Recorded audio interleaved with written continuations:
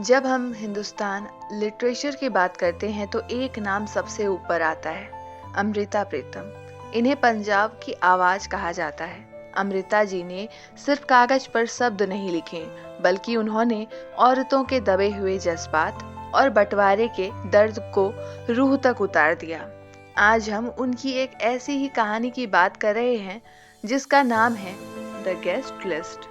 ये कहानी उन रिश्तों के बारे में है जो हम मजबूरी में निभाते हैं, और उन मेहमानों के बारे में जो हमारी जिंदगी में बिन बुलाए आते हैं और सब कुछ बदल देते हैं।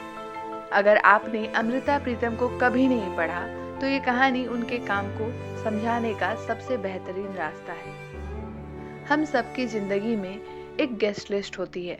कुछ वो जिन्हें हम दिल से बुलाते हैं और कुछ वो जिन्हें सिर्फ दिखावे के लिए। लेकिन क्या हो अगर जिंदगी आपके सामने एक ऐसी लिस्ट रख दे जहां हर नाम एक पुराना जख्म हो।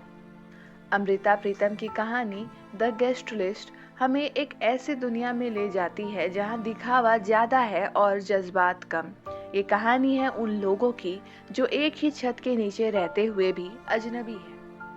प्रीतम ने इसमें दिखाया है कि कैसे सामाजिक ढंग यानी सोशल नॉर्म्स एक इंसान को अंदर से खोखला कर देते हैं। जो लोग इस किताब को पहली बार सुन रहे हैं उन्हें बता दूं कि इसमें मेहमान सिर्फ वो नहीं जो दरवाजे से अंदर आता है, बल्कि वो यादें और वो पछतावा है जो हमारे दिमाग से कभी बाहर नहीं जाते। अमृता जी लिखती हैं कि रिश्ते निभाना एक हुनर है, पर उन्हें ढोना एक सजा। क्यों पढ़ें इसे? क्योंकि ये कहानी आपको सवाल करने पर मजबूर करेगी कि क्या आपकी जिंदगी की गेस्ट लिस्ट आपने खुद बनाई है या जमाने ने आपके हाथ में थमा दी है। अमृता प्रीतम की कलम से निकली ये एक ऐसी दास्तां है जो आज के दौर में भी उतनी ही सच है जितनी तब थी।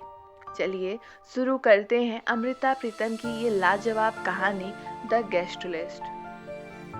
जिंदगी की भागदौड़ में हम अक्सर कुछ ऐसे किरदार बन जाते हैं जो हम हैं ही नहीं। अमृता प्रीतम की कहानी द गेस्ट लिस्ट शुरू होती है एक ऐसे ही घर से जहां एक पार्टी की तैयारी हो रही है। घर सजा हुआ है, महंगे फूल हैं और एक लंबी गेस्ट लिस्ट है। पर इस लिस्ट में उन लोगों के नाम नहीं हैं जिनसे घर वालों का दिल का रिश्ता है, बल्कि उनके नाम हैं जिनसे उनका फायदा है या जिन्हें दिखाना मकसद है। कहानी का मुख्य किरदार प्रोटैगोनिस्ट जब उस लिस्ट को देखती है तो उसे महसूस होता है कि ये लोग मेहमान नहीं बल्कि एक नए किस्म का बोझ हैं।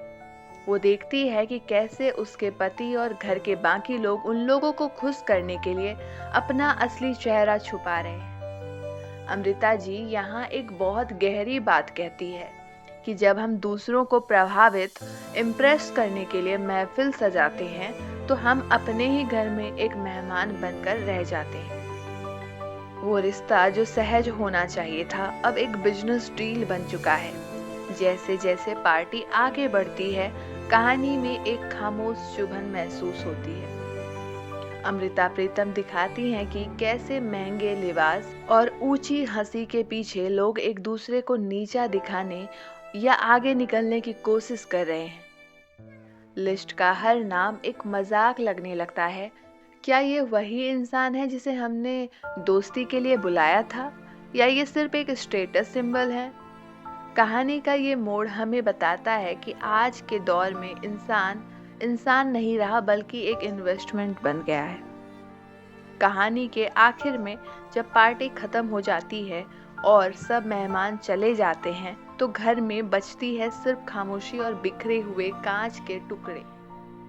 अमृता प्रीतम हमें ये सोचने पर मजबूर कर देती है कि क्या हमारी जिंदगी की गेस्ट लिस्ट हमने खुद बनाई है, या फिर हम समाज की बनाई हुई लिस्ट पर सिर्फ सही का निशान लगा रहे हैं। द गेस्ट लिस्ट सिर्फ एक कहानी नहीं, एक आईना है।